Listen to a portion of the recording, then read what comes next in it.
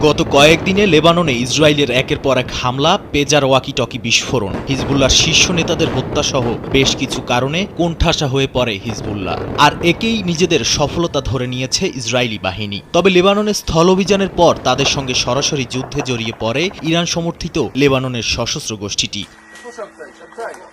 এমন অবস্থায় ইসরায়েলি বাহিনী কিছুটা দুর্বল হয়ে পড়েছে বলে মনে করছেন অনেকে। আর এই সুযোগকে কাজে লাগিয়ে হিজবুল্লাহ আরও ভালো প্রস্তুতি নিয়ে ইসরায়েলি সেনাদের নাকাল করতে পারে বলে মনে করছেন বিশেষজ্ঞরা।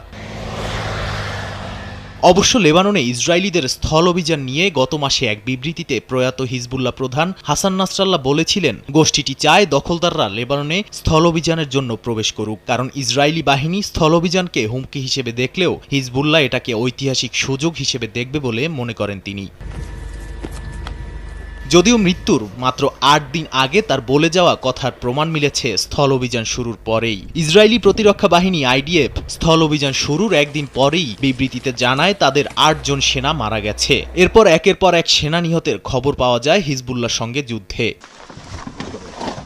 ১৯৮২ সালে যখন হিজবুল্লাহ সশস্ত্র গোষ্ঠী হিসেবে প্রতিষ্ঠিত হয়, তখন তারা গেরিলা কৌশল রপ্তের মাধ্যমে ইসরায়েলিদের প্রতিহত করে। ছোটখাটো বোমা বিস্ফোরণ, রাস্তার ধারে বোমা পুঁতে রাখা থেকে শুরু করে বর্তমানে লেবাননের সবচেয়ে বড় রাজনৈতিক দল হয়ে উঠেছে গোষ্ঠীটি। আর তাই বিশ্লেষকদের দাবি, সেই ঐতিহাসিক গেরিলা কৌশলে আরও সফলতা অর্জন করবে হিজবুল্লাহ। তবে দরকার শুধু প্রস্তুতির।